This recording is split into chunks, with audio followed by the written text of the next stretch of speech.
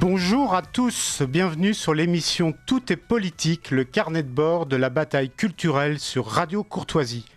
Nous sommes ensemble de midi à 13h30 pour une émission consacrée au redressement de la France et notamment à la question épineuse de l'immigration.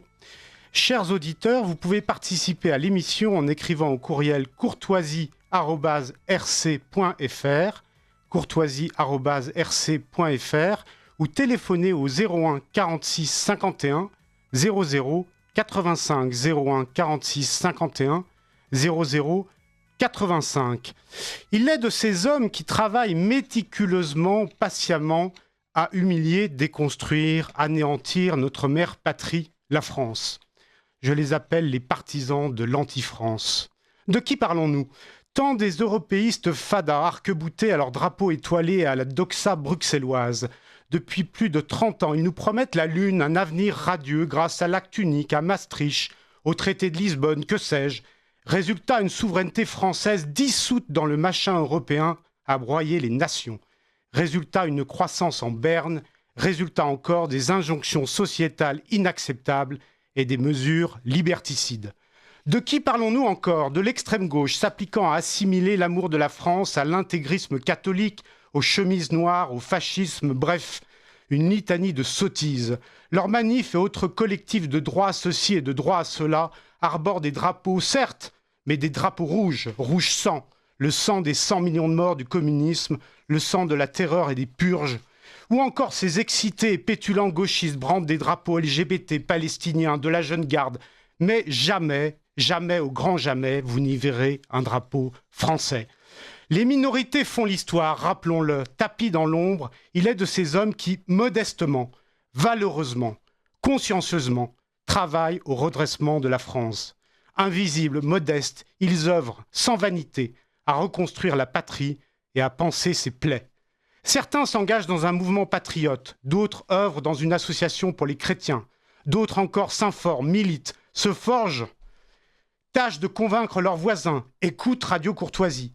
Ils agissent au quotidien à leur manière pour redresser la France et mener dans leur village, leur quartier, la bataille culturelle. Pourquoi ? Ils aiment la France, tout simplement. Rendons-leur hommage. Aujourd'hui, pour illustrer mes propos, j'ai le plaisir d'accueillir deux invités de marque. D'abord, le général Didier Tauzin, ancien candidat à l'élection présidentielle et auteur du livre « Sauvons-la et rebâtissons-la sur le roc de la Grande Charte de France ». Et en deuxième partie, nous aurons l'honneur d'accueillir Nicolas Pouvremonti, cofondateur et directeur général de l'Observatoire de l'immigration. Donc pour commencer, j'ai le plaisir d'accueillir le général Didier Tauzin. Bonjour mon général. Bonjour. Est-ce que vous m'entendez bien ? Merci. Je vous entends à peu près. Merci. Donc mon général, vous êtes né au Sénégal en 1950, formation au Prytanée, Saint-Cyrien, militaire dans les forces spéciales, passionné et connaisseur de l'Afrique, candidat aux élections de 2017 et surtout, comme je le disais dans mon édito, un amoureux de la France. Vous avez écrit il y a 2 mois un livre intitulé, que je remontre, elle s'appelle France et nous appelle au secours. Sauvons-la et rebâtissons-la sur le roc de la Grande Charte de France. Votre livre est non seulement une ode d'amour à la France, c'est un projet pour la sauver, la redresser, perpétuer son âme. Un projet que je dirais presque sacrificiel, car vous n'êtes pas, dirons-nous, un politique ou un politicien comme il est employé de manière triviale. Vous êtes un général à la retraite et vous êtes surtout un amoureux de la France, puisque après l'avoir servi, après avoir donné votre vie professionnelle à votre patrie, vous décidez de la servir à nouveau, d'une autre manière, sous un angle politique avec un grand P, et vous mettre à son service en vous présentant avec un programme, un projet, je dirais plus que cela, c'est presque une démarche christique. Donnez votre temps pour la France et pensez à la France pour 200 ans. Dans votre livre, vous avez à cœur de rappeler l'enracinement chrétien de la France, et je dirais que c'est un fil conducteur de votre projet. Et le projet s'articule autour d'une philosophie, je dirais, personnaliste, avec le principe de la souveraineté nationale comme préalable, de l'attachement viscéral à la voix du peuple, avec comme seul guide le bien commun, la subsidiarité, le référendum. Alors, mon général, pourquoi ce livre à 15 mois des élections présidentielles ? Tout simplement parce qu'il m'a été demandé. En 2017, j'étais candidat à la candidature, n'est-ce pas, parce que je n'ai pas pu me présenter. si j'avais accepté les conditions qui m'étaient faites par ce qu'on appelle le système des astres des partis ou l'État profond, etc., je crois que j'aurais été élu président de la République, j'en ai à peu près la conviction. Mais je les ai refusées parce qu'elles allaient contre comment dire, contre mes convictions personnelles, contre ce que je vois, ce que je sais, la façon dont j'apprécie la France, dont j'aime la France. Hein, et ça allait exactement contre la France telle que je la conçois, je l'aperçois. Donc j'ai refusé. Je ne cherchais pas une place, je ne cherchais pas à me faire du fric, n'est-ce pas? Je cherchais uniquement à servir la France. Et là, c'était des conditions qui me conduisaient à ne plus la servir.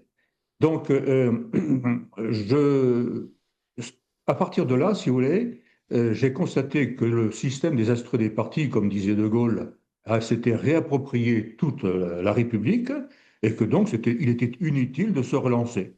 Mais comme je suis un homme formé, un homme de devoir, formé dès mon enfance au service, eh bien, j'ai décidé de rester disponible parce que j'ai quand même beaucoup, beaucoup étudié les idées politiques tout au long de ma vie, à partir de ma conversion en 1975.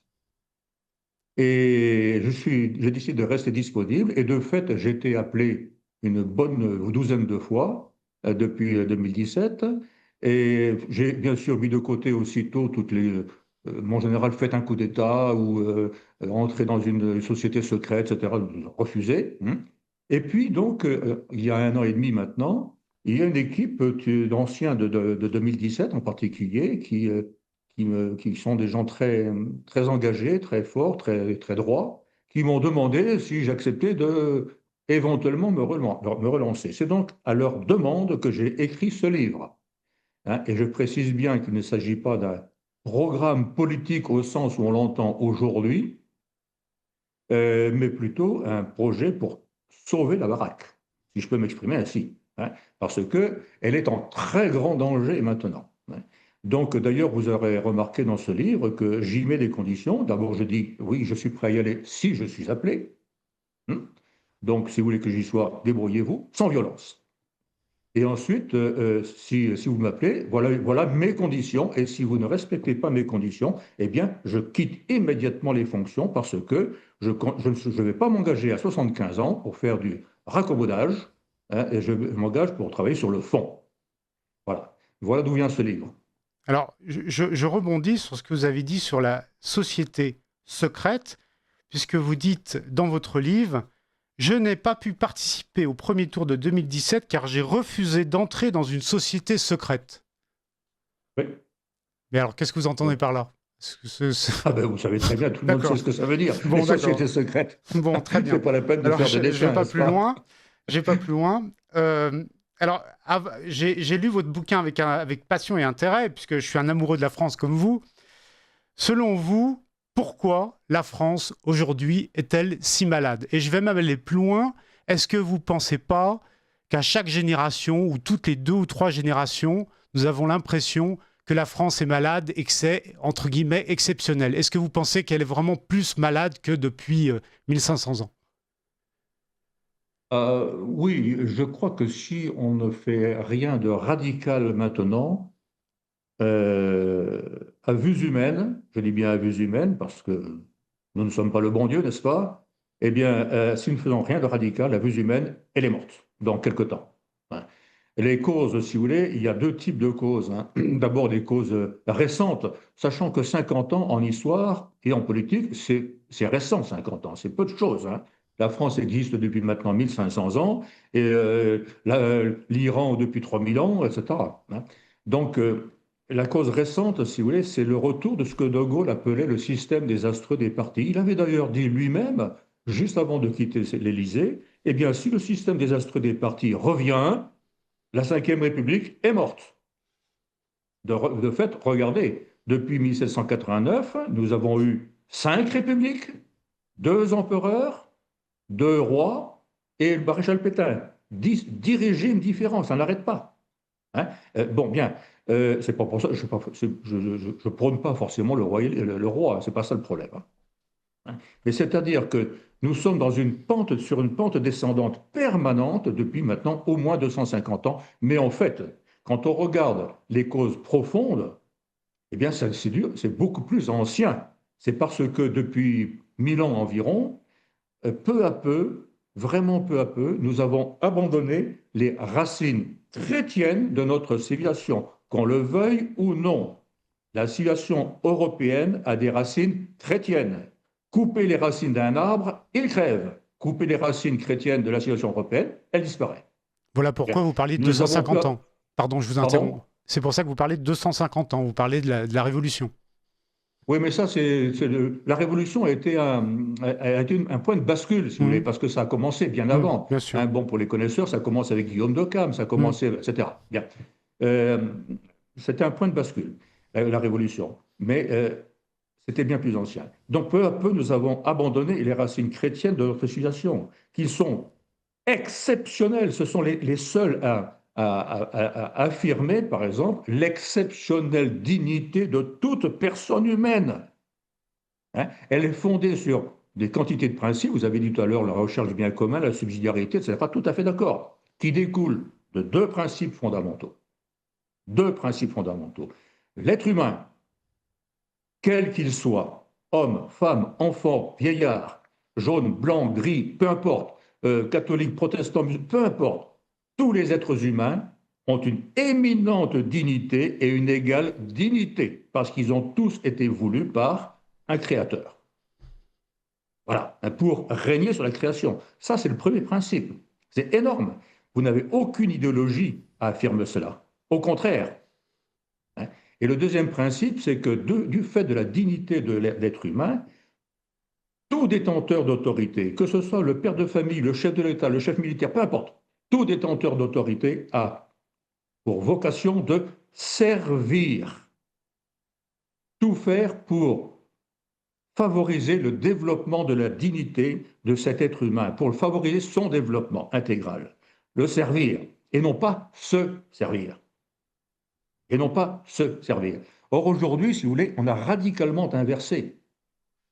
Aujourd'hui, l'être humain, c'est un truc, c'est un machin, d'ailleurs qu'on euthanasie quand il coûte trop cher, maintenant, c'est ça. Hein. On le met au service du fric, au lieu de mettre l'argent au service de l'être humain. Bien. Hein. Et puis, les chefs, n'en sont pas tous, pas tous, hein. Les chefs militaires en particulier, j'en connais beaucoup, ils ne sont pas du tout sur ce que je vais dire. Hein. Voilà. Hein. Mais les chefs politiques en particulier, et la plupart de manière totalement inconsciente, se servent de l'être humain, au lieu de le servir. Aujourd'hui, en France, nous sommes dans une tyrannie de fait. Pas forcément de droit, mais dans une forme de tyrannie. Hein. Nous avons de moins en moins de liberté. L'argent nous est ponctionné pour, bon, au lieu de faire des écoles, des hôpitaux, etc., eh on s'en sert pour avoir des représentants qui souvent ne servent à rien, ou alors un système de représentation et d'organisation territoriale qui sont bon, aberrants, hein, etc. Donc, l'être humain est mis, enfin, le chef n'a plus, ne respecte pas sa vocation de servir, mais il se sert. Et c'est ça, si vous voulez, qui conduit à la situation à laquelle nous sommes.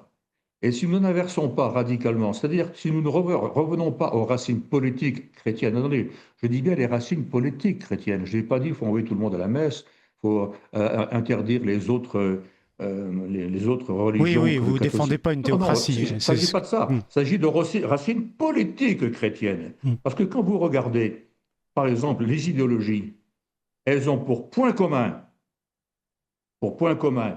de instrumentaliser l'être humain pour des objectifs politiciens, idéologiques. Et au fin fond des choses, toutes les idéologies, je les ai toutes étudiées, sauf le wokisme. Bon. Toutes les idéologies ont un point commun. C'est le refus d'obéir à Dieu, le refus de se référer à Dieu. C'est le refus, en fait, du catholicisme, du christianisme. Et donc, si nous ne revenons pas aux racines chrétiennes, eh bien, on va complètement dévoyer, errer vers la disparition pure et simple. Alors, Je ne sais pas si j'ai répondu à votre question. absolument. Alors, je rappelle que nous sommes donc avec le général Didier Tauzin pour son livre « Elle s'appelle France et nous appelle au secours. Sauvons-la et rebâtissons-la sur le roc de la Grande Charte de France ». Alors, ce titre m'a interpellé. Pourquoi ? Parce que vous dites, elle s'appelle France et nous appelle au secours, comme si vous entendiez par là que certains, nombreux donc, auraient oublié volontairement ou non que nous sommes français, que nous sommes dans un pays qui s'appelle France et que nous vivons dans une patrie qui est mal en point. Est-ce que ce titre sous-entend ce que j'ai compris? Oui, je crois que vous avez très bien compris. Vous avez très bien compris. Il y a un, comment ça s'appelle? Comment dirais-je? Un besoin de France, quand on discute avec les gens, que ce soit à la campagne ou en ville, etc., il y a un besoin de retrouver la France. Elle est en train de disparaître. Je vais peut-être me mettre à pleurer, il faut faire attention. Bah écoutez, il n'y a pas de mal, hein. Eh bien oui, hein, tout le monde sent maintenant que la France est en train de s'écrouler. Or, l'amour de la France fait partie de l'être du français. Et ça depuis Clovis, nom d'une pipe. C'est pas depuis De Gaulle, c'est pas depuis Emmanuel Macron, c'est depuis Clovis. Hein. L'amour de la France. Hein, donc il y a un besoin de retrouver, de renouveau de la France. Non pas pour faire la guerre, non pas pour le fric, etc. Non, mais par amour de la France. Voilà. Et donc, ça, c'est quelque chose qui me frappe chaque fois que je parle avec. J'ai encore participé à une série de conférences il y a quelques jours, mais c'est étonnant le nombre de gens qui disent et la France, et notre France, quand est-ce qu'elle va revenir, etc., etc. Hein. Donc, il y a un besoin de France. Alors, Et il faut dire aussi, pardonnez-moi, je vous en prie, je vous en prie. voilà, Euh, il faut faire aussi la différence entre la France et tel ou tel système politique. Hmm. Hein. On, La on France est parle de la différente. on parle de la République à longueur de temps, Oui, plus que de la la différence, France. ce n'est pas la France, ce n'est pas la Hmm. République. La République n'est qu'un système politique, Hmm. hein, comme l'était la royauté. Hein. C'est un système politique. Or, envoyer des gamins se faire tuer pour la République, ah non. Pour la France, oui, c'est autre chose. Hein. Mais euh, il faut distinguer ça. Et de plus en plus de gens le voient, parce que le système est en train de s'écrouler. Il est en train. Moi, j'ai écrit dans ce livre donc que la Ve République, son cadavre bouge encore, mais elle est morte. Hmm. Alors, qu'est-ce qu'on fait maintenant? On en fait Alors, une sixième, puis une septième, une huitième, une dixième? alors justement, qu'est-ce qu'on fait? Demain, vous êtes l'heureux élu. Oh. Quelles sont les 3 mesures que vous prenez, les 3 premières, Alors, pour être attendez, concret pour nos l'heureux élu, auditeurs? d'abord premièrement, faut-il qu'il y ait des élections? Je précise quand même, oui, mon point de vue. Tout à l'heure, je disais que j'ai compris en 2017 que le système est complètement bloqué parce que ce que De Gaulle appelait le système désastreux des partis, avec tout ce qu'il y a derrière, Epstein et compagnie.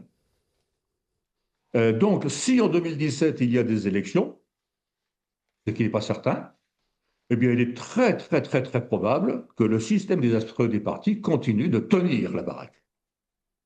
Donc, l'élu sera soit désigné par le système des partis, soit accepté par le système des partis. Donc, ce ne sera pas moi,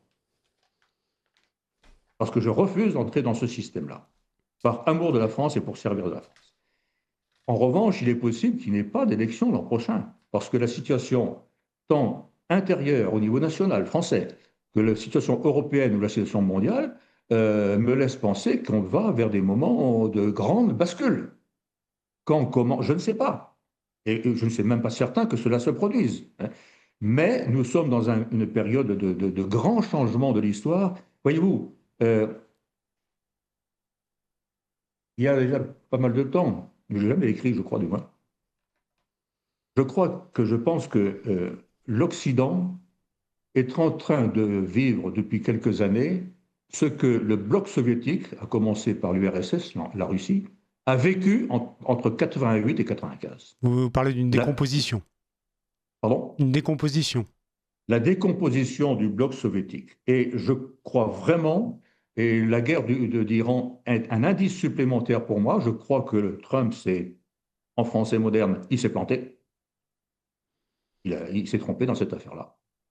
Et je crois que ça risque de vraiment très mal tourner au détriment de l'Occident tout entier. En fait, euh, oui, je crois que nous sommes en train de vivre ce que le bloc soviétique a vécu. Alors, bien sûr, cela risque d'être très difficile, mais pour le long terme, pour nos enfants, nos petits-enfants, eh bien tant mieux.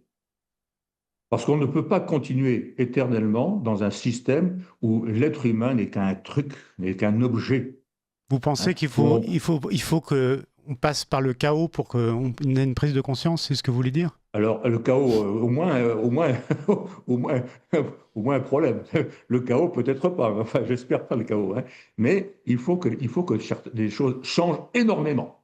Il faut qu'elles changent.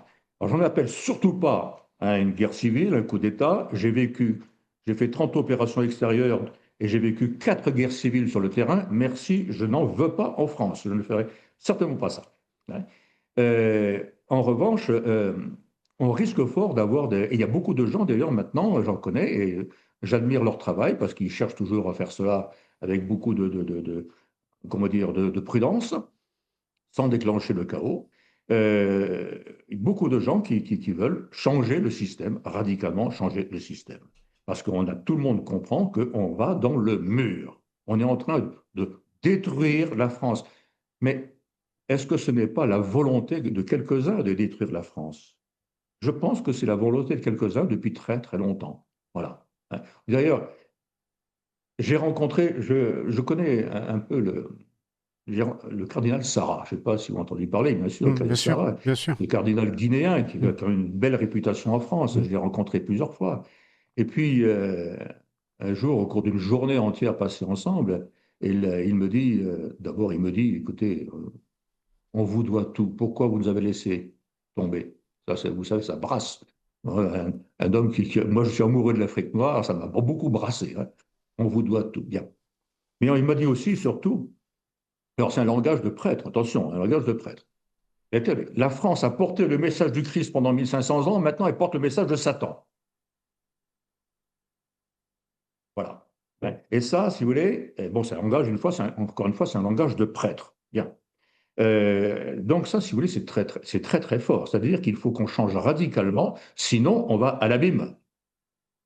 Sinon, on va à la destruction. Bon, beaucoup de choses me font penser qu'on n'ira pas à la destruction de la France. Les choses vont changer d'une manière très positive. Mais, en attendant, ça va faire mal.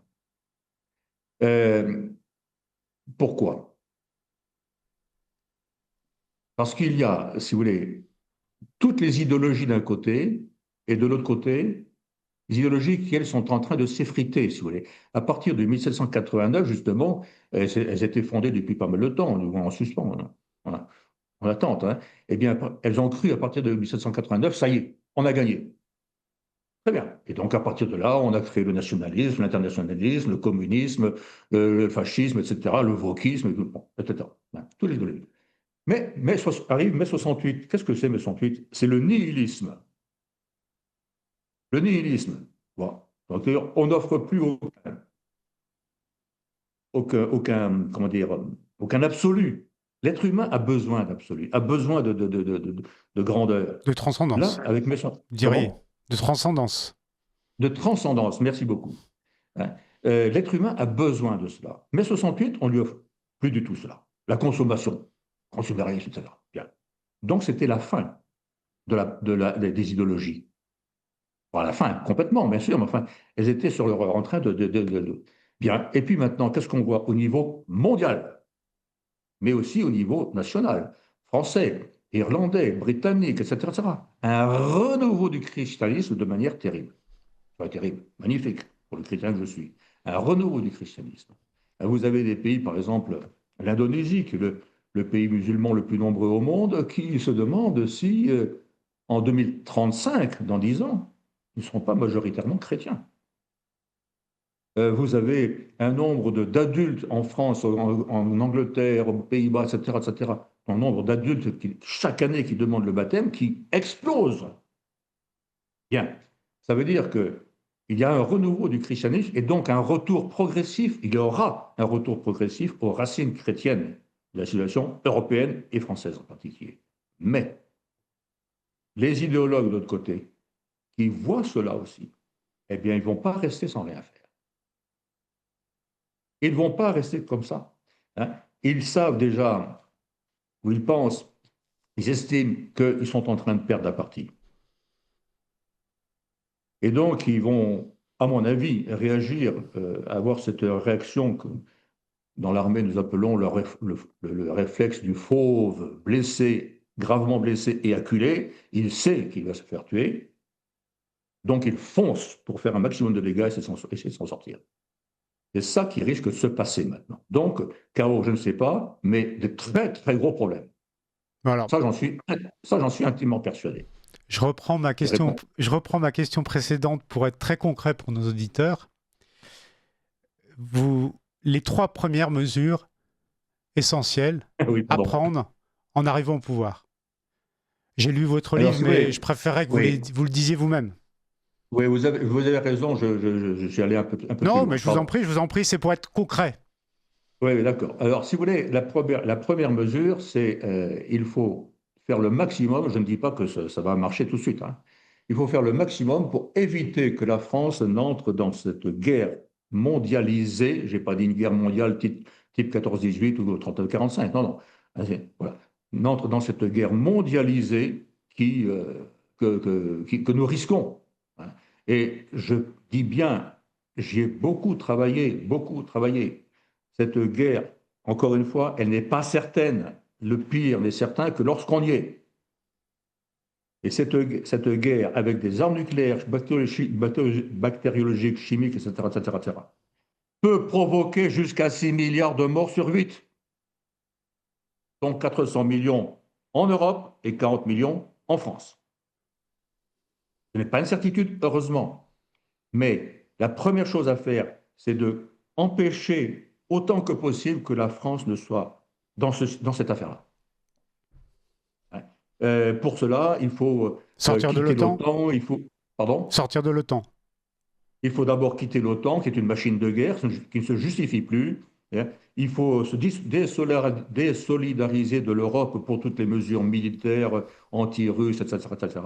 Et s'ils ne veulent pas, on quitte l'Europe définitivement. Il faut retrouver notre souveraineté, et puis il faut, à partir de là, une fois qu'on aura fait ça, ce qui est déjà énorme, eh bien, développer et promouvoir une politique pacifiante.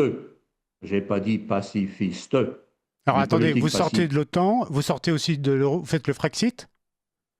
Pardon? Vous faites le Frexit, vous sortez de l'Europe, Alors, de Bruxelles. moi, ce que je suis, oui, je- ça dépend de ce qu'on appelle Frexit. J'ai bien dit sortir, se désolidariser de l'Europe pour toutes les mesures militaires et diplomatiques, parce que l'Europe aujourd'hui, c'est une machine qui nous conduit à la guerre.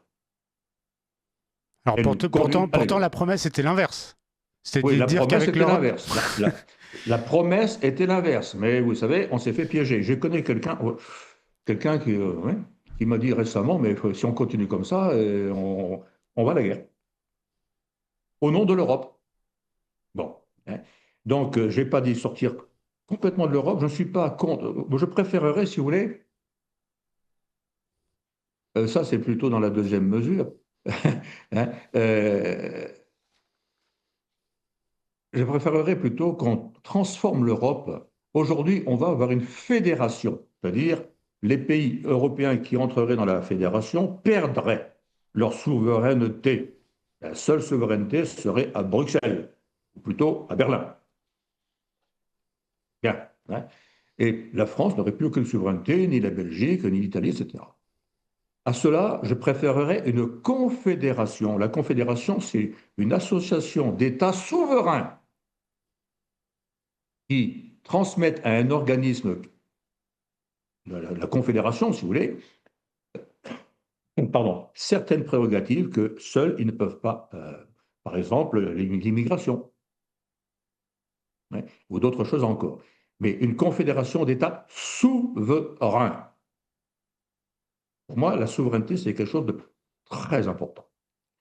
Donc, ce n'est pas rejeter l'Europe. Non, non, l'Europe a toujours eu besoin d'unité, et pour tout au long de l'histoire européenne, il y a des gens qui ont voulu faire l'unité, mais ça a toujours mal tourné, parce que soit ils voulaient ça, c'est ce qui se passe en ce moment, hein, ils voulaient ça pour eux-mêmes, pour avoir du pouvoir, etc., etc. Donc, je ne suis pas contre une unité européenne, mais pas celle que nous allons vivre en ce moment. Je ne sais pas si j'ai répondu à votre Si, si, question. absolument, absolument. Donc, on en était aux mesures. Et il y en a une autre. Alors, je rappelle que nous sommes avec le général Didier Tauzin pour son livre notamment Elle s'appelle France et nous appelle au secours. Sauvons-la et rebâtissons-la sur le roc de la Grande Charte de France. Pardon, mon général. Je vous laisse reprendre la parole. Bon, Sur une je vous en mesure, prie, je vous en une prie. des 3 mesures essentielles pour vous. Oui, trois mesures essentielles. La mesure essentielle est après celle-là. Vous parlez Donc d'immigration. Vous d'abord, parlez d'immigration. Tout à l'heure, nous recevrons quelqu'un qui est spécialiste de l'immigration, dont j'ai parlé dans mon édito. Vous êtes pour la remigration, par exemple? euh, attention, la remigration des gens qui ne veulent pas s'assimiler, peut-être. Ouais. Parce qu'on n'est pas arrivé au bout, là, si vous voulez. Je suis allé un petit peu autrefois dans ce qu'on appelle les banlieues, n'est-ce pas, hein. Et puis je me suis informé. Et puis, parmi ces gens-là, la grande majorité de ceux qui sont venus volontairement, parce que vous avez aussi les gens qui ont été envoyés, hein, qui sont pas venus d'eux-mêmes. Mais la grande majorité des gens qui sont venus volontairement sont venus soit pour fuir un système dramatique chez eux, fuir par exemple la charia, pour trouver de la sécurité, pour trouver du travail, et puis ils viennent chez nous. Hein.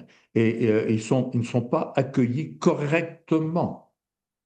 Je ne dis pas que nous sommes fautifs en toutes choses, non. Notre État, notre système, regardez ce que fait Mélenchon. Mais il se sert de ces gens-là pour sa politique intérieure, pour sa propagande politique. Hein. Bien.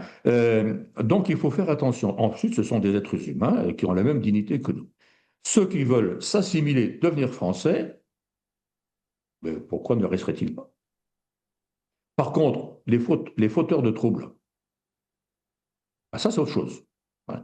Mais il faut d'abord, de toute façon, arrêter l'immigration pendant une longue durée pour favoriser, pour assimiler les gens qui sont ici. Ça, c'est une nécessité. Après, on verra. Donc vous arrêtez les flux. Mais, pardon? Vous arrêtez les flux. J'ai pas compris. Vous mettez fin aux flux pour pouvoir Ah oui, oui, assimiler. oui, oui, oui, mais ça, on peut le faire. Ça, on peut le faire. Vous savez, on connaît les chemins, on connaît les acteurs, etc. On peut arrêter les flux très vite. Vous pensez qu'on peut arrêter les flux très vite? Je pense vraiment qu'on peut arrêter les flux très vite. Ouais. Je pense. Ouais. Mais et en plus, il faut le faire. Ça devient une nécessité de sauvegarde de l'unité nationale, de la tranquillité chez nous. Et puis ensuite, il faut comment dire, travailler à l'assimilation de ces gens-là. Mais quand j'étais en activité encore, Michel Allemarie, qui était ministre de la Défense à l'époque, m'a demandé de créer sur le territoire métropolitain l'équivalent du service militaire adapté. Alors, le service militaire adapté, c'est un service d'insertion pour les jeunes de tout l'outre-mer, qui fonctionne très très bien. Je le commandais à l'époque. Et donc Michel Allemarie me demande la même chose. C'est ce qu'on a appelé l'établissement public d'insertion de la défense. Mais 95% des jeunes garçons et filles qui venaient volontairement,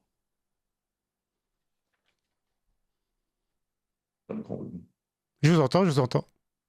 95% des jeunes garçons et filles qui venaient étaient des descendants d'immigrés. C'était des immigrés.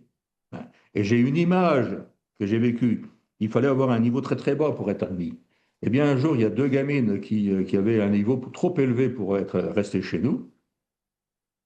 On leur dit, bah, écoutez, il faut partir. Deux gamines de black en français moderne ne sont pas contentes, et puis elles s'en vont, elles s'arrêtent au pied du mât des couleurs et chantent la Marseillaise. Mhm. Énorme. Une autre fois, j'entre dans une salle de classe, il y avait là que des descendants d'immigrés. Hein. Et puis j'écoute, etc. Puis en sortant, une gamine, encore une fois une noire, me dit, alors, Gérald, est-ce que je peux vous serrer la main? Je dis, bien sûr, je tends la main. C'est la première fois qu'on m'aime. Ouais, message Vous vous rendez d'amour. compte un peu? Mhm. Il y a un service d'insertion qui fonctionnait très bien. Mhm. Je pense qu'il est devenu, je crois qu'on a mis fin. Mhm. Voilà. Euh, alors, vous dites... Alors, Pardon, allez-y, je vous en prie.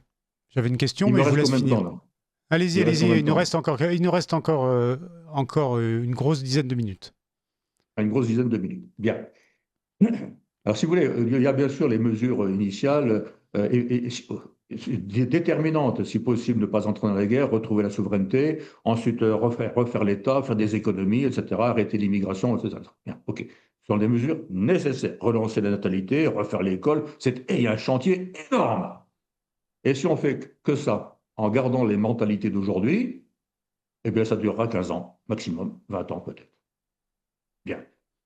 Pour rebâtir la France, il faut revenir volontairement et d'une manière radicale, progressive. On ne peut pas faire ça en 15 jours. Il faut revenir d'une manière radicale aux racines politiques chrétiennes. C'est pour ça que nous avons élaboré dès 2017, et je propose toujours, parce que ça reste valide, la Grande Charte de France. La Grande Charte de France, qui est fondée sur euh, les éléments chrétiens politiques de la France. Voilà. C'est-à-dire que nous y réaffirmons d'abord l'héritage français qui date de fort longtemps, puisqu'on a hérité du judaïsme ancien, je dis bien du judaïsme ancien, celui du Talmud, celui de la Torah, pardon, pas celui du Talmud. Hein. Il y a aussi les Grecs, les Romains et surtout le christianisme. Hein. Et donc on y affirme les valeurs fondamentales de celles dont je parlais tout à l'heure, en particulier l'éminente dignité de tout être humain et la vocation de tout détenteur d'autorité à servir. Et on en déduit ensuite le fonctionnement. Le fonctionnement, c'est-à-dire le principe de subsidiarité, par exemple, hein, c'est-à-dire aussi la recherche permanente du bien commun. Mais le bien commun, c'est quelque chose qu'on n'entend plus jamais dans la bouche de nos hommes politiques. On parle en général d'intérêt général, ce qui n'est pas du tout la même chose. Intérêt général, mais ce n'est pas la même chose. Bien sûr. Ça n'a rien à voir, ce n'est pas la même chose. Parce que le bien commun s'enracine dans une référence chrétienne. Donc. Le bien commun s'enracine dans une référence chrétienne et il est fait pour le service de toutes les communautés, à commencer par les familles, mais il y a aussi les communes et la nation et l'humanité. Il y a un bien commun au niveau mondial. Hein, et puis, alors que que vous disiez tout à l'heure, l'intérêt général, ça n'a rien à voir. Donc, et la subsidiarité. Donc, cette grande charte, si vous voulez, c'est un principe, pour moi, c'est fondamental. Je la mettrai, si, n'est-ce pas, je me retrouvais en fonction, je la mettrai au référendum, elle est votée, je continue, elle n'est pas votée, je m'en vais. Je vais pas, à 75 ans passés, je ne vais pas m'engager pour faire du raccommodage. Alors, vous parlez de référendum d'ailleurs. Je rebondis sur ce que vous dites, parce que dans votre livre, vous dites que vous revendiquez les pleins pouvoirs pendant 3 ans. Oui. Alors, une question, est-ce que c'est assimilable à l'article 16 que nous connaissons dans la Ve République? Est-ce que c'est assimilable à quoi? À l'article 16, c'est-à-dire que vous prenez les pleins pouvoirs pendant une durée limitée, pas à vos fins personnelles naturellement, mais pour avoir la latitude de prendre toutes les mesures. Est-ce que c'est ça dont vous parlez? Alors, si vous voulez, j'ai écrit aussi que je les demanderai par référendum. Mon seul interlocuteur sera le peuple. Certainement pas les partis politiques, aucun. Hein? En 2017, il y en a au moins un qui a essayé de m'acheter financièrement, etc. Je dirai pas lequel, hein. Etc. Donc, les partis politiques, je n'y crois plus. Mon seul interlocuteur serait le peuple. Je lui demande les pleins pouvoirs pendant 3 ans. Pourquoi? Il m'est arrivé dans ma vie militaire, comme dans d'autres circonstances, de devoir redresser une situation. Par exemple, une compagnie aussi, ou un régiment, peu importe. Hein. Redresser une situation un peu pagailleuse. À ce moment-là, il faut être ferme. On demande les avis, mais le patron, il décide. Et on ne tergiverse pas et tout le monde obéit. Or, la France est dans une situation telle qu'il faut aujourd'hui quelqu'un qui ait les pouvoirs et qui ait beaucoup de fermeté, qui ne veut pas dire de la méchanceté, au contraire, hein, mais qui sont en même temps au service. Il faut redresser la barre. Nous sommes comme un bateau qui part vers un iceberg. Un bateau sans quille. Pardon? Un bateau sans quille. Voilà, un bateau sans quille, en plus, qui s'en va vers un iceberg. Il faut beaucoup de fermeté pendant le temps nécessaire. Vous savez, j'ai été patron toute ma vie, hein, par rapport à une entreprise, etc. Mais j'ai vécu ça plusieurs fois. Il est nécessaire à certains moments d'être très ferme. Et là, il y en a besoin. Et encore une fois, ça n'a rien à voir avec la tyrannie qu'on vit aujourd'hui. Parce que le tyran se sert, lui. Tandis que là, il s'agit de servir la France et les Français. C'est une tyrannie douce aujourd'hui, selon vous? C'est pas une tyrannie, non. Alors, tiens, puisque vous dites cela, on ne fait plus aujourd'hui la différence. C'est dommage, c'est dommage. Euh, on ne fait plus aujourd'hui la différence entre la tyrannie et la dictature. On confond les deux, parle toujours de dictature à propos de tyrannie. Hmm. Non, c'est un intellectuel musulman qui, le premier, m'a fait comprendre ça à Beyrouth. Le tyran prend le pouvoir pour se servir, tandis que le dictateur est appelé par le souverain pour servir. Et après, il s'en va. Hmm. Hein. Bon, maintenant, bon, je dis ça rapidement, et aujourd'hui, on confond tout, n'est-ce pas? L'école, d'ailleurs, qu'est-ce que c'est que l'école? Et même l'ENA, l'École nationale d'abrutissement, hein, de tout. Hein. On est dans un pays qui est en train de décliner complètement parce que les gens qui s'autoproclament élites sont en fait une caste qui détruit la France. Bien. Donc, je n'ai pas. Voilà, je vous donne une autre question peut-être parce que je peux continuer sur. Non, ah bah, j'avais encore deux questions. Une question économique. Vous parlez de libérer les énergies économiques. Je reprends Oui, votre propre expression. oui. Comment vous assainissez les finances de l'État et libérer les énergies économiques? En quelques mots, puis après j'aurai une dernière question. Oui. Alors, si vous voulez, l'État aujourd'hui, c'est devenu un monstre. Bien, on a encore embauché, si mes informations sont exactes, on a encore embauché 20 000 fonctionnaires cette année. Bon, il y a beaucoup trop de monde, n'est-ce pas? Et puis, il y a des dépenses qui sont inutiles, très souvent. Bon, voilà. Il faut assainir il faut aussi revoir, par exemple, on a un élu pour 300 habitants en France. Au Japon, c'est un pour 5 000. Hmm. 1 pour 5 000. On a un système d'organisation des régions économiques. Bon, franchement, avec le principe de subsidiarité, il n'y a pas besoin de régions économiques. Les maires peuvent s'entendre entre eux et puis créer voilà, des succursales, si je peux dire. Bien. Et, on a aujourd'hui, je ne sais plus, je crois, c'est une quarantaine de ministères. Moi, je dis qu'avec 3 ministères d'État et 15 ministères au total, ou 12 ministères au total, on y arrivera, etc., etc. Bon, ensuite, il faut les libérer. On a aujourd'hui 360 impôts et taxes, si ça n'a pas changé depuis 2017. 360. Eh bien, pour 2017, nous avions travaillé avec quelqu'un qui malheureusement est décédé maintenant, à réduire progressivement, on ne peut pas faire ça en 15 jours, hein, le nombre d'impôts et taxes à 2 et peut-être une. Voilà. Hein. Et donc, réduire en même temps le nombre de fonctionnaires qui les perçoivent, etc. Vous avez autre chose encore. Les banques, eh bien, il faut faire la différence entre les banques de dépôt et les banques d'investissement. Vous avez comment ça s'appelle aussi, les syndicats. Ils travaillent toujours, ils fonctionnent toujours sur des idéologies du 19e siècle. Alors, il y a deux problèmes en France, à mon avis, concernant les syndicats. C'est que, un, ils sont politisés, deux, ils sont pas représentatifs. Je pense. Et puis, ils représentent personne aussi. Maintenant, il n'y a plus que 8% des travailleurs Hmm. qui sont syndiqués. 8%. Hein. Mais ils arrivent toujours à empêcher les trains de circuler, etc. Hmm, Hein. hmm. Bon, il y a des quantités de choses à refaire. Nous avions beaucoup travaillé pour 2017, donc il faut reprendre le travail. Mais bon, si on le veut, on le fera. Dernière question. Alors, dernière question assez vaste, mais pour conclure et pour amener un élan. Pour 2027, donc pour 2027, dans 15 mois, deux questions en une. Un, est-ce que vous fermez définitivement la porte pour vous représenter? Donc, je parle au plan du principe. Et deux, sinon, comment est-ce que nous pouvons vous aider? Comment est-ce que les auditeurs qui vous écoutent et qui auraient envie de vous aider peuvent-ils contribuer à votre projet que je rappelle, elle s'appelle France, elle nous appelle au secours, la grande charte de France? Eh bien, je vous remercie vraiment pour cette question. Je ne peux pas, je ne me sens pas le droit de fermer la porte.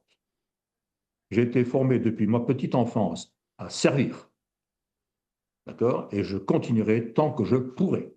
Bien. Pour l'instant, j'ai encore toute ma tête, j'ai même l'impression que ça s'améliore, d'accord, donc ça va. Hein. Bon, physiquement, je prends de l'âge, c'est normal, mais je ne peux pas, je ne me sens pas le droit d'abandonner. Bien. Je disais tout à l'heure, s'il y a des élections en 2027, ce qui n'est pas certain, eh bien, à mon avis, le système des astres des partis tiendra encore tout. Je peux me tromper.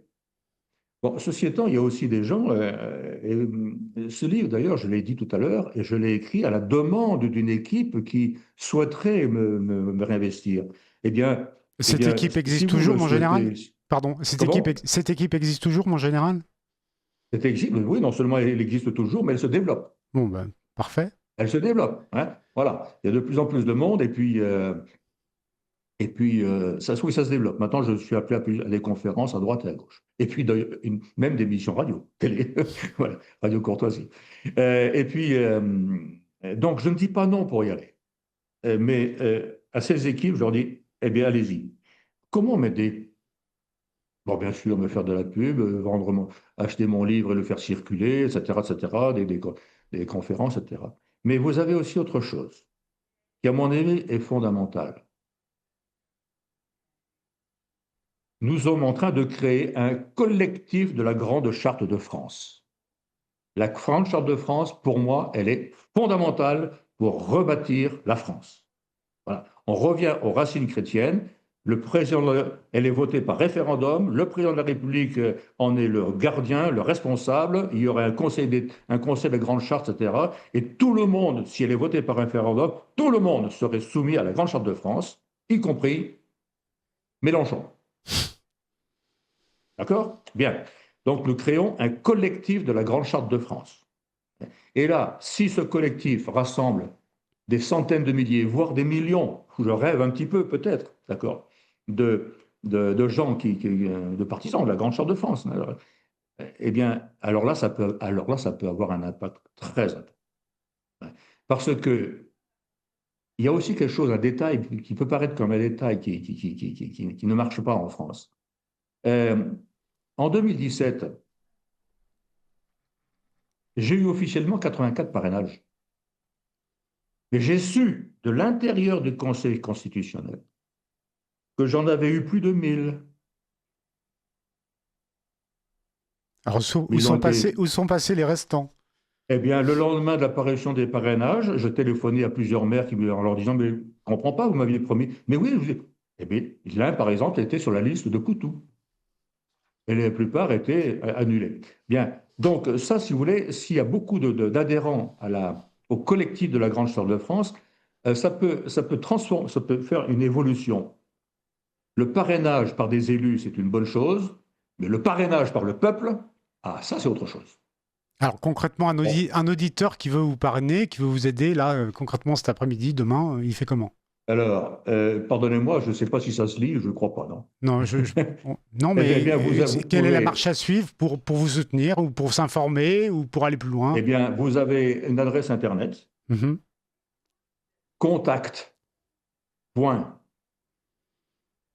contact.lgcf, on n'a pas mis la Grande Charte de France, c'est trop long, mhm. lgcf@gmail.com. Donc, Contact, contact.lgcf, donc LGCF, comme la L pour Grande Charte là, de France, contact.lgcf@gmail.com. et bien voilà. Vous appréciez cette émission? Alors aidez Radio Courtoisie à en produire d'autres. Rendez-vous sur soutenir.radiocourtoisie.fr. Merci d'avance. Alors, mon général, il y a une coupure parce que, comme vous le savez, Radio Courtoisie ne vit que grâce à ses auditeurs et aux dons, puisqu'il n'est ni subventionné ni vit de la publicité. Donc, je vous prie de m'excuser, mais on a fait une petite coupure pour pouvoir faire un appel à nos donateurs. Voilà, Je vous en je prie. vous laisse conclure. Allez-y, mon général. Euh, D'abord, je vous remercie beaucoup de cette Mais je vous en prie, je vous en émission. prie. Moi je le dis aux auditeurs, achetez le livre parce que vous allez être séduits. Pourquoi? Parce que c'est un angle différent. Comme vous le disiez tout à l'heure, on sent cette démarche de quelqu'un qui a servi toute sa vie. Voilà. Je ne peux pas dire et qui aime la France. Voilà. Si je pouvais résumer, c'est ça. De quelqu'un, mon général, qui a servi toute sa vie et qui aime la France. Donc c'est un angle différent. Ça se lit très bien. Et il est disponible sur Internet. Tout le monde peut l'acheter. Ça coûte 10 €, si je peux me permettre de le dire à l'antenne. Mais je vous laisse conclure. Sur effectivement comment les auditeurs peuvent vous aider. Vous parliez du mail. Pardon, mon général. Eh bien, je dis d'abord, la première chose, c'est s'inscrire au collectif de la Grande Charte de France, hein, donc contact.lgcf@gmail.com. Ensuite, éventuellement, m'inviter à faire des conférences, des émissions radio, etc. Proposer mon livre, sachant que les bénéfices que j'en retire sont tous investis pour la France. Ah, bah ça, pas la c'est... peine de chercher. Oui, bah vous avez Pas la raison de peine de chercher préciser. à faire fortune dans un pays qui est en train de s'écrouler. Vous avez raison de préciser. De toute façon, ça n'a jamais été mon dada. Hein. Et puis donc, faire entre guillemets de la pub, marcher avec nous. Et puis nous sommes en train, enfin nous sommes, pas moi, mon équipe est en train de relancer tout doucement l'association politique. L'association politique, ce n'était pas un parti politique. L'association de soutien, c'est ça? L'association de soutien, l'association Rebâtir la France. Je précise que la loi impose, pour être un candidat à la présidentielle, d'être soit membre d'un parti politique, soit d'être soutenu par une association politique. Mmh. Donc, comme je suis très opposé au système désastreux des partis, nous avons refusé de créer un parti politique, mais mes amis avaient créé une association politique pour me soutenir, dont je n'étais même pas membre d'ailleurs. Eh bien, nous sommes en train de la relancer. Elle s'appelle Rebâtir la France. Donc l'association Rebâtir la France. Et donc il y aura des comités locaux, j'imagine. Eh bien, il y en aura. Il faudra tout refaire parce que depuis 2017, bien sûr, elle n'est pas abandonnée, elle n'est pas dissoute, mais bon, elle est en sommeil. Et donc avec un site internet, j'imagine aussi. Il y aura tout cela, hein, si vous voulez. Hein. Mais elle avait été créée à l'été 2016, mais c'était le nombre d'adhésions, de cotisations énorme. Hein, c'est-à-dire que ça répond à un besoin. Et donc là, vous sous-entendez que vous allez tout faire pour vous représenter. Non, c'est pas moi qui... Attendez. Vous allez répondre à l'appel pour vous représenter. Voilà. C'est ça. Hein, je précise, je ne suis pas un politicien. Si j'étais un politicien, en 2017, j'aurais dit oui à la société secrète et j'aurais été élu à la place d'Emmanuel Macron. Mais j'aurais été obligé de faire la même chose que lui. Ça, je refuse. Oui, j'entends. Donc vous allez... Voilà, je refuse. Donc si je m'engage, c'est par devoir pour servir mon pays et le peuple. Voilà. Et l'humanité éventuellement. Bon, sans prétention. Hein. Voilà. Mais pour servir. Hein. Surtout dans une situation telle que nous sommes aujourd'hui. Donc, mais les gens qui travaillent autour de moi, qui m'ont demandé de venir, ont très bien compris cela et ils s'investissent de plus en plus. Voilà. Les choses avancent. Vraiment, et moi, donc, cela confirme mon devoir, donc je continue. Maintenant, présidentielle 2027 ou pas, je ne sais pas, on verra. Il faut d'abord voir la situation. Qu'est-ce qui va être le déclic quand vous dites j'attends le soutien populaire, qu'est-ce qui va être le déclic pour vous lancer? À partir d'un nombre précis de personnes qui vous appellent? Il y a d'abord des conditions. Est-ce qu'il y aura des élections? Parce que la situation... Alors s'il n'y a pas d'élection... il peut très bien ne pas y avoir d'élection à cause de la situation militaire, économique, etc. Et ce qui se passe en ce moment, regardez, le prix du pétrole augmente terriblement. On peut se retrouver dans une situation de précarité terrible, donc avec des mouvements de foule, peut-être, j'espère pas, surtout pas de guerre civile, pas ça. Voilà. Hein, bon. Mais on peut se retrouver dans une situation très difficile. Ce n'est pas une certitude. Bon.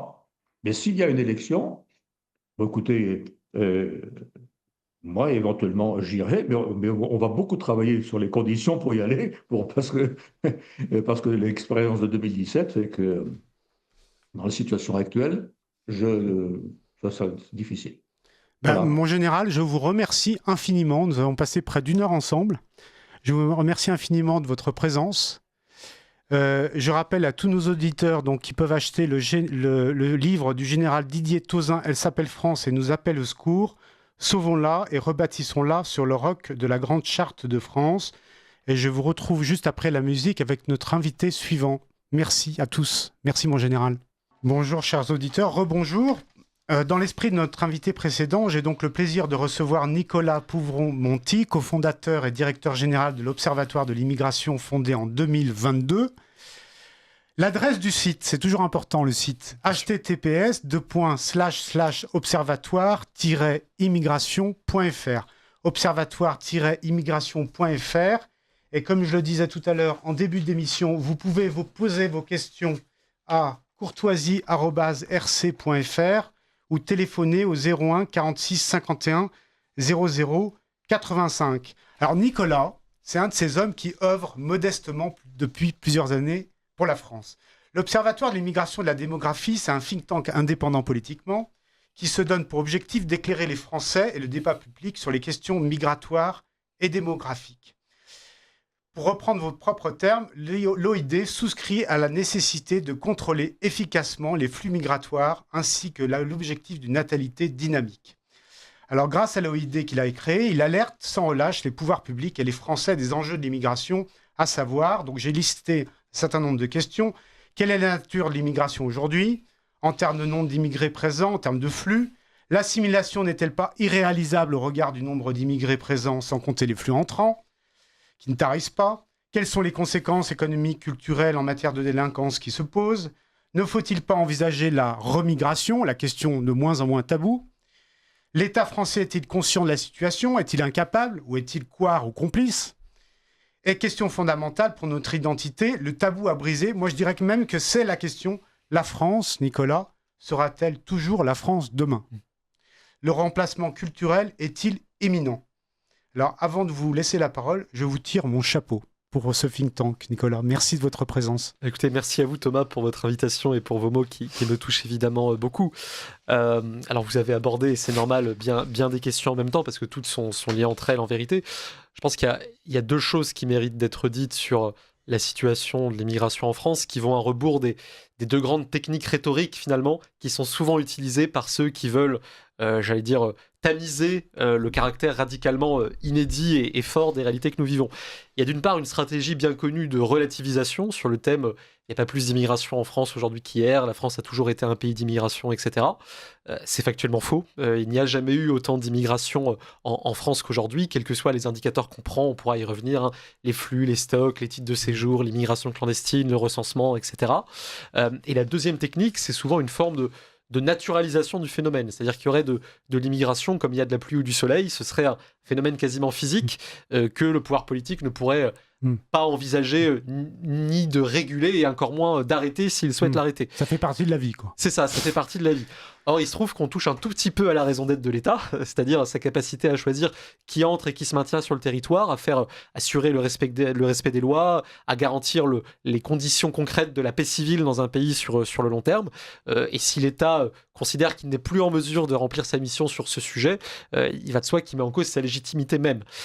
Et c'est vrai que sur le thème de l'immigration, on oppose souvent ce qui serait la réalité abstraite, pure et parfaite des statistiques d'une part, et d'autre part ce que serait le ressenti empirique des Français, qui serait forcément biaisé, fantasmatique, etc. Or, quand on travaille sur le fond de ces sujets, et vous l'avez dit, ça fait maintenant quelques années qu'on le fait à l'Observatoire de l'immigration et de la démographie, on se rend compte par bien des aspects que les Français ont plutôt raison de voir ce qu'ils voient, et il s'agit de leur donner les moyens, ainsi qu'à nos dirigeants, à la fois de dire ce qu'ils voient de manière factuelle, incontestable et absolument établie, d'une part, et puis d'autre part, notamment quand on s'adresse aux dirigeants, il s'agit de leur dessiner les voies et moyens pour redresser la situation du pays sur ce sujet, parce que quand on pose le genre de constat qu'on est amené à poser, évidemment, on peut difficilement se contenter de constats.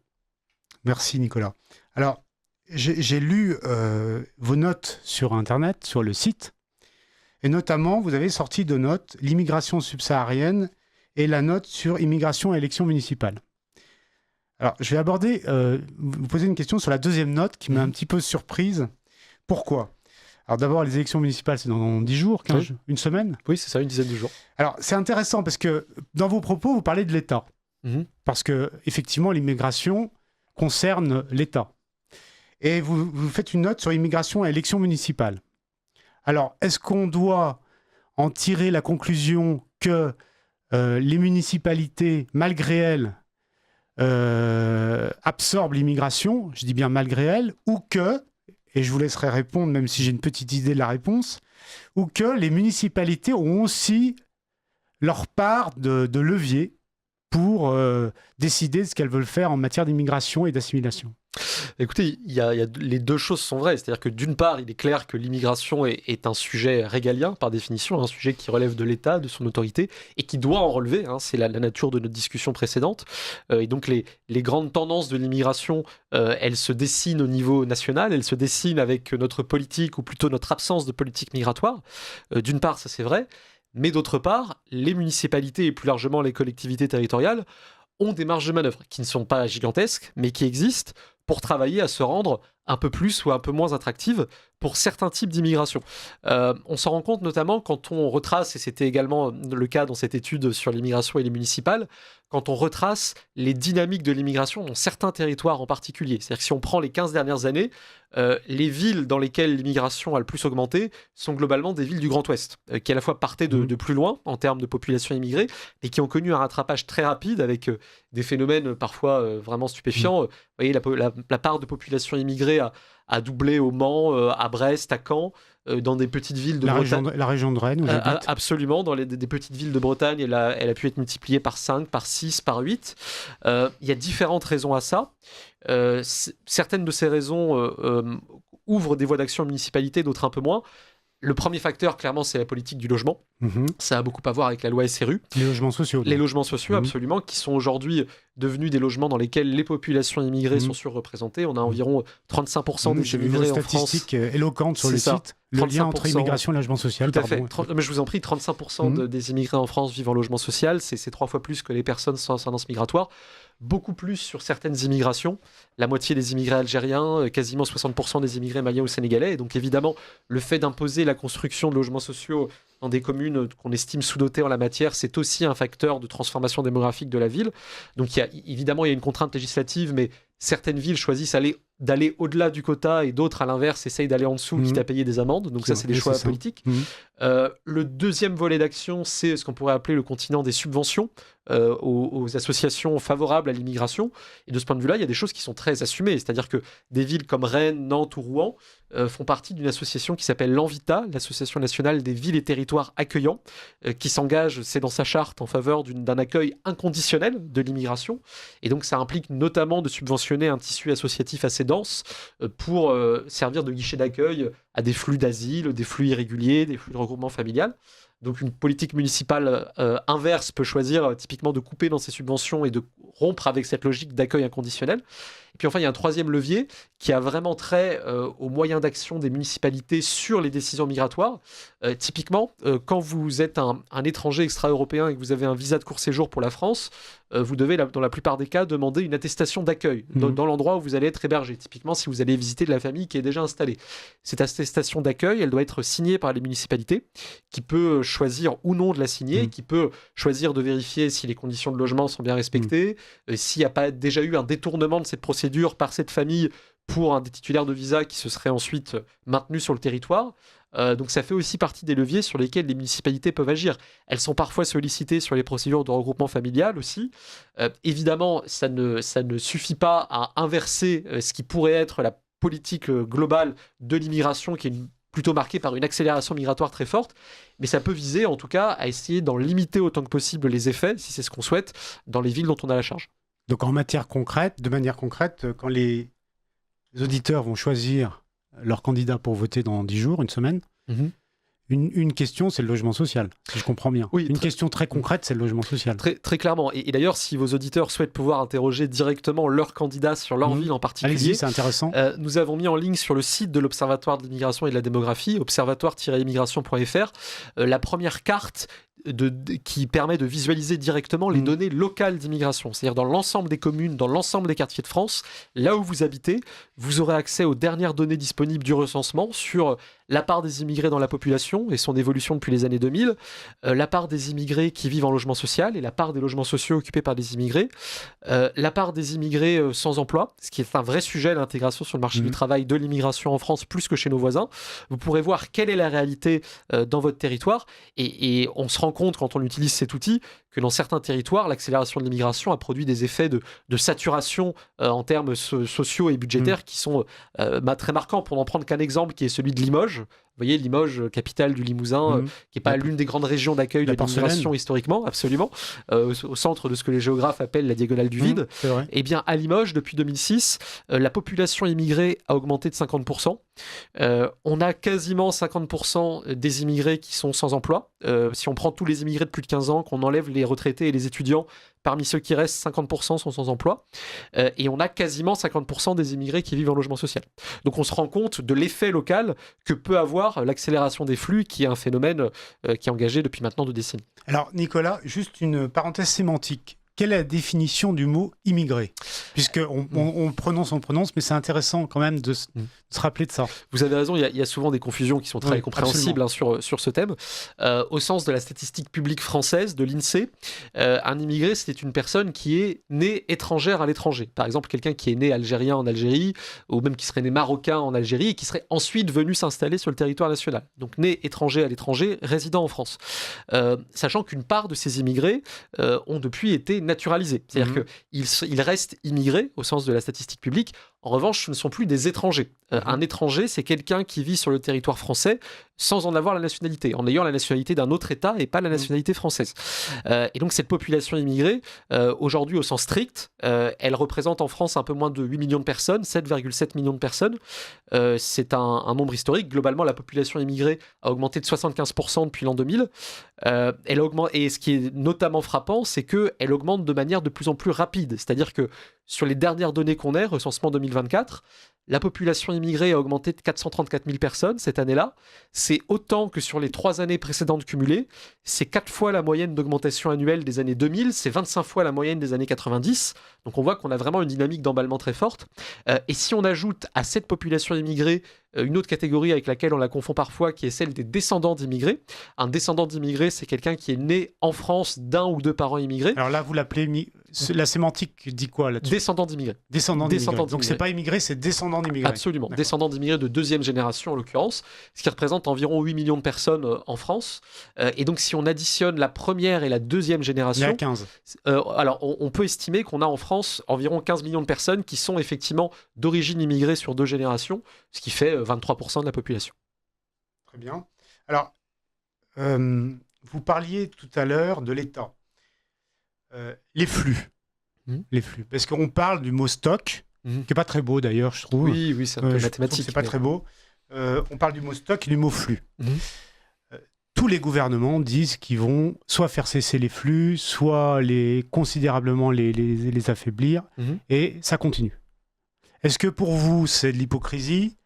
C'est un manque de volonté politique ? C'est une impossibilité pratique ? Quelle est selon vous la cause, ou quelles sont les causes ? Je dirais qu'il y a un double niveau de responsabilité, une responsabilité active et une responsabilité passive. La responsabilité passive vient du fait que nos gouvernants ont accepté que de larges parts de la politique migratoire ne soit plus entre leurs mains, ne soit plus entre les mains ni du gouvernement ni du Parlement, à peine entre les mains d'ailleurs de l'Union européenne comme institution politique. Si vous prenez par exemple le cas du droit d'asile, qui est le canal d'immigration qui a le plus augmenté ces 10 dernières années, il y a aujourd'hui environ 700 000 étrangers bénéficiaires de l'asile en France, c'est l'équivalent d'une ville qui serait la 3e du pays. 700 000, c'est un triplement en 10 ans.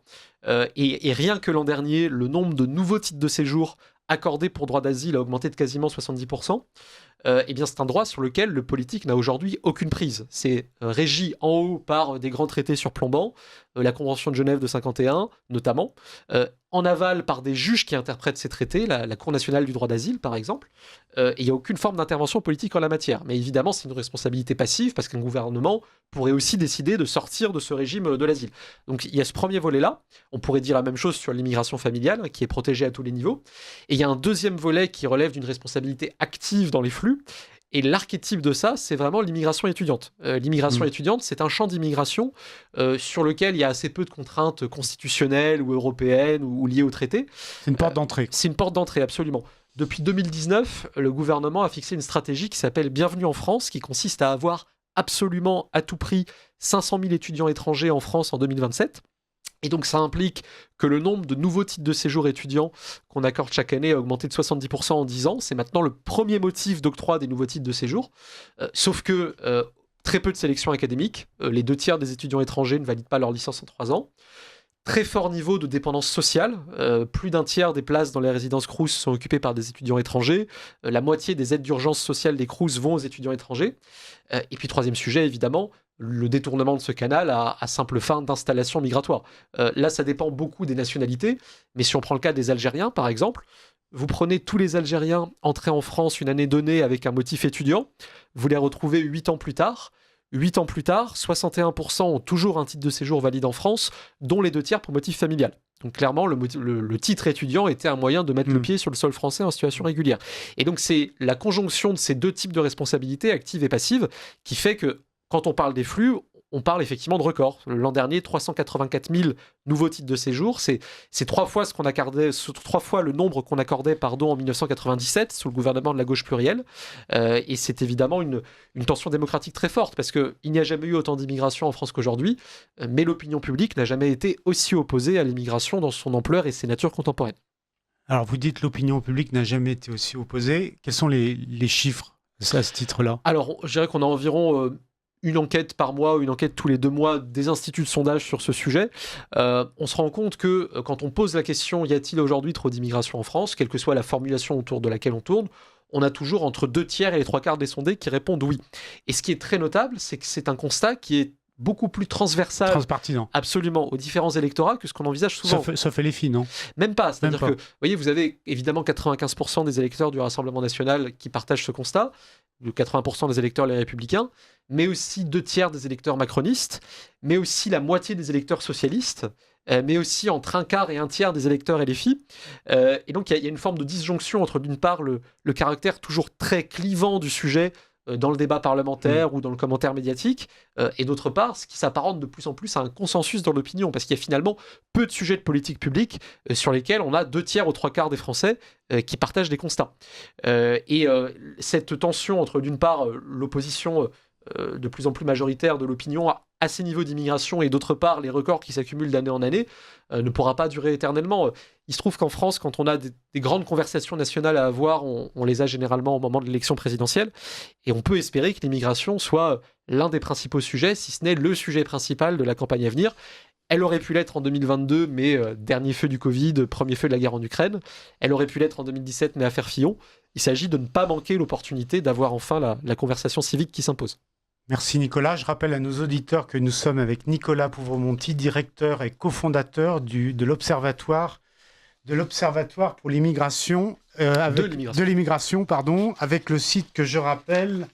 Le site, rappelez le site. Je vous en prie, observatoire-immigration.fr et notamment dans ce qui peut intéresser le plus directement vos auditeurs à l'approche du scrutin dans 10 jours, vous aurez sur la page d'accueil du site la carte interactive qui vous permettra d'avoir les données locales sur votre commune, sur votre quartier.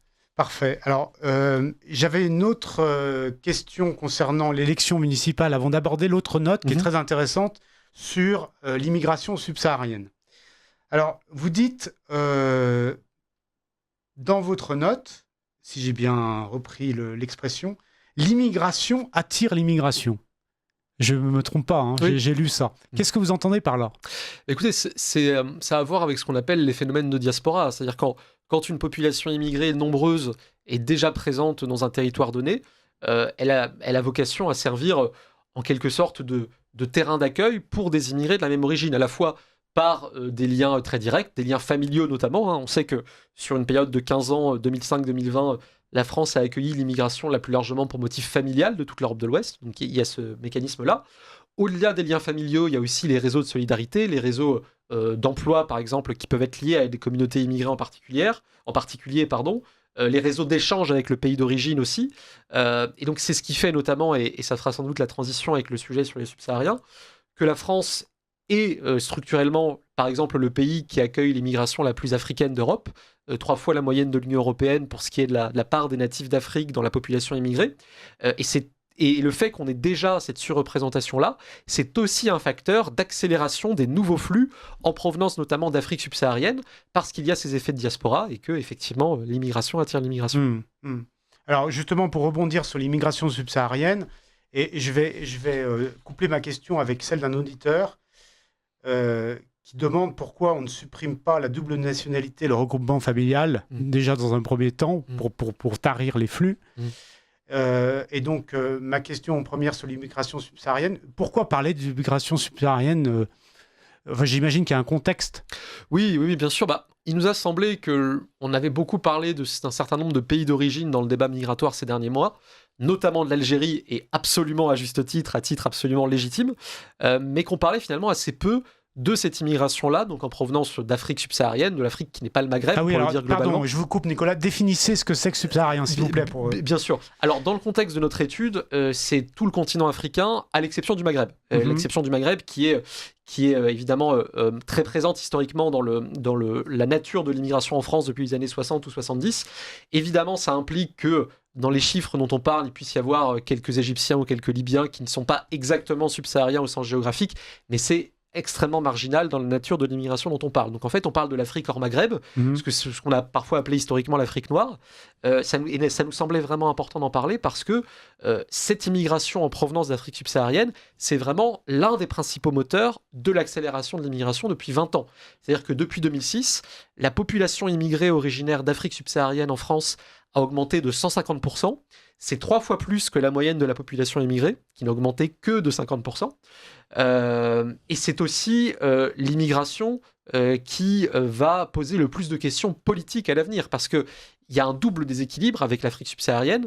D'une part, un déséquilibre des niveaux de vie, bien sûr, le PIB par habitant du Mali, par exemple, est 50 fois inférieur à celui de la France, et d'autre part, un déséquilibre démographique très fort, avec une population jeune, nombreuse, qui fait beaucoup d'enfants, beaucoup plus, par exemple, que n'en font les pays du Maghreb. C'est-à-dire que le Maroc ou la Tunisie sont passés sous le seuil de renouvellement des générations, alors que si vous prenez les 5 pays du monde qui ont le plus fort indice de fécondité, 4 sont des pays d'Afrique francophone. 6 enfants par femme au Mali, quasiment 6 enfants par femme en République démocratique du Congo. Et donc la pression migratoire qui s'amorce pour le siècle qui vient, notamment dans le cas français et notamment en raison de la structure de l'immigration que nous avons déjà, elle viendra pour l'essentiel de l'Afrique subsaharienne. Donc ça implique qu'elle soit anticipée et que les politiques se donnent les moyens d'y répondre. Alors ceux qui viennent sont plutôt francophones ? Oui, c'est-à-dire qu'il y a 2 grandes zones principalement dans l'immigration subsaharienne. Il y a ce qu'on appelle l'immigration d'Afrique sahélienne, donc au sens de l'INSEE, c'est essentiellement le Mali et le Sénégal. Il y a très peu de Nigérians, très peu de Burkinabés, c'est essentiellement Mali et Sénégal. Et d'autre part, il y a ce qu'on appelle l'Afrique guinéenne et centrale, où là on a parmi les principaux pays la Côte d'Ivoire, le Cameroun.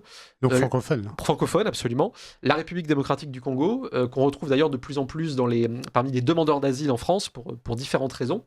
Donc oui, il y a cet effet de langue, bien sûr. Il y a un effet de diaspora lié au fait qu'il y a déjà des communautés nombreuses de ces pays qui sont installées en France. Et puis il y a aussi un effet d'attractivité de la France pour certaines catégories d'immigration à motivation sanitaire et sociale, dirons-nous, qui font qu'au-delà de ces raisons structurelles liées à la langue et liées aux diasporas qui sont déjà présentes, typiquement pour ce qui est des flux d'asile, alors que le nombre de demandes d'asile a baissé globalement de 20% dans l'Union européenne l'an dernier, on se maintient à un niveau très haut de notre côté, à environ 120 000 premières demandes l'an dernier, et avec une très forte part de demandeurs qui viennent de ces pays d'Afrique francophone. Le droit d'asile est globalement le même dans tous les pays européens, alors il y a des différences de jurisprudence parfois, mais sur tous les aspects matériels de l'accueil des demandeurs d'asile, le montant de l'allocation pour demandeurs d'asile, les conditions de soins, l'hébergement ensuite quand on est débouté, la France se rend plus attractive que ses voisins, et c'est aussi l'un des autres facteurs d'explication. Alors le droit d'asile, arrêtez-moi si je me trompe, mais il me semble que dans le droit concernant le droit d'asile, c'est une venue temporaire, c'est-à-dire quand le pays d'origine revient dans ses conditions initiales, la personne doit rentrer. C'est bien ça, non ? Alors, c'est ce qui était prévu dans l'esprit des textes originels, mais clairement, ça n'est plus ce qui se passe aujourd'hui. Le droit d'asile est devenu un moyen d'installation pérenne sur le territoire. Et en fait, l'administration l'admet, notamment parce que lorsque vous obtenez un statut de réfugié, vous avez le droit tout de suite à un premier titre de séjour de 10 ans. Il n'y a quasiment aucune autre catégorie d'immigration où on donne tout de suite un titre de 10 ans. Donc c'est une logique évidemment d'installation très, très durable. Et puis par ailleurs, quand on parle du droit d'asile, parfois chez les Français, il y a une forme d'image d'épinal de ce que peut être le droit d'asile. C'est-à-dire on pense Solzhenitsyn, on pense Boat People, on pense à des dissidents d'Europe de l'Est notamment. Or, aujourd'hui, le droit d'asile, c'est beaucoup plus large que ça. On avait pu estimer avec l'Observatoire de l'immigration en début d'année dernière qu'il y a aujourd'hui à travers le monde environ un demi-milliard de personnes, 580 millions, qui remplissent les critères pour avoir l'accès à l'asile. Et pour vous donner juste quelques exemples de situations qui donnent droit à l'asile en France aujourd'hui, rien que l'an dernier, la Cour nationale du droit d'asile a reconnu comme éligible au statut de réfugié en France l'ensemble des femmes de Somalie, par exemple, 10 millions de personnes, après l'avoir fait pour l'ensemble des femmes afghanes. Les enfants congolais accusés de sorcellerie devenus adultes, il y avait déjà les albinos du Nigeria qui souffrent du même genre de persécution. Les personnes homosexuelles du Guatemala, après celles du Togo, du Congo, de la Birmanie. L'ensemble des Palestiniens de la bande de Gaza. En ce mois de janvier, les personnes transgenres du Pérou sont devenues un groupe social collectivement éligible à l'asile en France. Je cite quelques exemples. C'est sans fin, en fait. C'est sans fin. Alors là, on parle de nombres qui sont souvent anecdotiques, mais ça montre la logique du système qui va bien au-delà de l'asile strictement politique. Vous voyez, si on prend le préambule de 46, tout étranger persécuté pour la cause de la liberté a le droit d'asile sur les territoires de la République. Eh bien, parmi 70 000 personnes qui ont obtenu l'asile en France en 2024, ce principe-là, ça a concerné littéralement 2 personnes. Seulement 2 personnes sur 70 000 ont obtenu l'asile sur le fondement de ce préambule des étrangers persécutés pour la cause de la liberté. Aujourd'hui, on parle de réalité bien plus large. D'accord. J'ai une question un peu vaste. Si vous prenez l'immigration dite asiatique, celle dite d'Afrique du Nord, celle dite subsaharienne, et celle dite, pourquoi pas, des années 60-70 avec les Italiens, les Portugais, les Espagnols, si vous prenez ces groupes-là, comment est-ce que vous voyez, les différences d'assimilation et 2, les causes à ces différences-là? Je sais que c'est une question très ouverte, mais non, bien sûr. C'est toujours intéressant. Alors, pour ce qui est des différences, avant d'en venir aux causes, elles sont assez incontestables et elles impliquent un constat qui devrait être admis par tous. Il y a clairement des immigrations avec des trajectoires d'intégration dans le pays d'origine, dans le pays d'accueil plutôt, qui sont radicalement différentes. Le cas de l'immigration asiatique que vous citiez est vraiment saisissant de ce point de vue-là. Aujourd'hui, en France, il y a environ 350 000 personnes qui sont soit immigrés, soit descendants d'immigrés, du Vietnam, du Cambodge ou du Laos, par exemple. C'est ce que l'INSEE appelle l'Asie du Sud-Est. Dès la première génération, vous avez chez ces immigrés d'Asie du Sud-Est un taux d'emploi qui est au-delà de 70%, donc qui est même meilleur que celui des Français sans ascendance migratoire directe. Vous avez un taux de propriétaires plus élevé que celui des Français sans ascendance migratoire directe et un taux de présence en logement social qui est beaucoup plus faible que la moyenne des immigrés. À la deuxième génération, vous avez des phénomènes de surperformance éducative qui sont assez spectaculaires. Par exemple, vous avez 40% des descendants d'immigrés vietnamiens ou cambodgiens qui ont un diplôme supérieur à Bac+2, à peine 5% qui n'ont aucun diplôme ou seulement un niveau collège. Donc on pourrait multiplier les indicateurs. C'est aussi un taux d'endogamie, donc de mariage avec des gens de la même origine, qui est parmi les plus faibles de toutes les origines migratoires. Donc c'est quand même un indicateur d'une intégration culturelle au-delà de la seule intégration économique et sociale. Et évidemment, si vous prenez les immigrés subsahariens, vous avez des résultats un peu différents, notamment sur le plan économique. Le taux de chômage des immigrés subsahariens en France, c'est le double de celui des Français sans ascendance migratoire. C'est même le triple pour la deuxième génération. Donc ces questions ne se résolvent pas naturellement avec le passage du temps. Et le deuxième aspect qui est dans l'explication finalement de ces différences, je dirais qu'il y a plusieurs choses. Pour ce qui est de l'immigration d'Asie du Sud-Est, le modèle familial joue un rôle vraiment important. Le démographe Gérard-François Dumont a pu l'écrire notamment, le modèle familial des familles vietnamiennes avec une insistance très forte donnée sur l'école, sur le respect de l'autorité, sur la confiance dans la société d'accueil. C'est évidemment un plus très fort. Et puis je dirais que ça dépend aussi de la situation des pays d'origine. C'est-à-dire que sur les dernières données qu'on ait 2023, en 2023, la France a accueilli une part de nouveaux immigrés venant de pays à niveau de développement humain faible, 3 fois supérieur à la moyenne de l'Union européenne. Donc le développement humain, c'est le niveau de revenu, mais c'est aussi le niveau d'éducation, c'est aussi le niveau de santé. Et donc évidemment, à l'arrivée en France, c'est notamment le cas pour un certain nombre de pays d'Afrique subsaharienne, il y a un petit delta à combler. Donc ça fait partie des faisceaux d'explication, entre autres choses. Alors, il nous reste quelques minutes. Il nous reste 4 minutes. 1 minute. Alors, très rapidement, avant de conclure, comment est-ce qu'on peut vous aider? C'est une question très simple. Comment est-ce qu'on peut vous aider, puisque vous êtes indépendant financièrement, indépendant politiquement? Je le rappelle aux auditeurs, parce que c'est très important pour la fiabilité, l'authenticité et l'objectivité de vos études. Donc, je vous laisse la parole pour qu'on puisse savoir comment vous soutenir. Écoutez, il y a deux façons de nous soutenir. La plus immédiate et la plus simple, c'est de lire et de partager nos travaux, qui sont donc disponibles sur notre site. Et par ailleurs, on est assez présent dans les médias audiovisuels et écrits. Et la deuxième façon de nous aider, qui conditionne un peu toutes les autres, c'est aussi de nous soutenir financièrement. L'OID, vous l'avez dit, Thomas, est un observatoire indépendant qui ne touche aucun euro d'argent public. À titre de comparaison, nos moyens sont littéralement 200 fois inférieurs à ceux de France Terre d'Asile, qui fait un militantisme très fort en faveur des conditions d'accueil plus larges de l'immigration. Et donc, vous pouvez nous soutenir en faisant un don sur notre site, observatoire-immigration.fr, donc qui est déductible à 66% de l'impôt sur le revenu. Ça nous est évidemment très précieux. Merci Nicolas, merci beaucoup. Merci à la technique. Nous nous retrouvons dans un mois pour une prochaine émission. Merci chers auditeurs de votre fidélité et vive la France.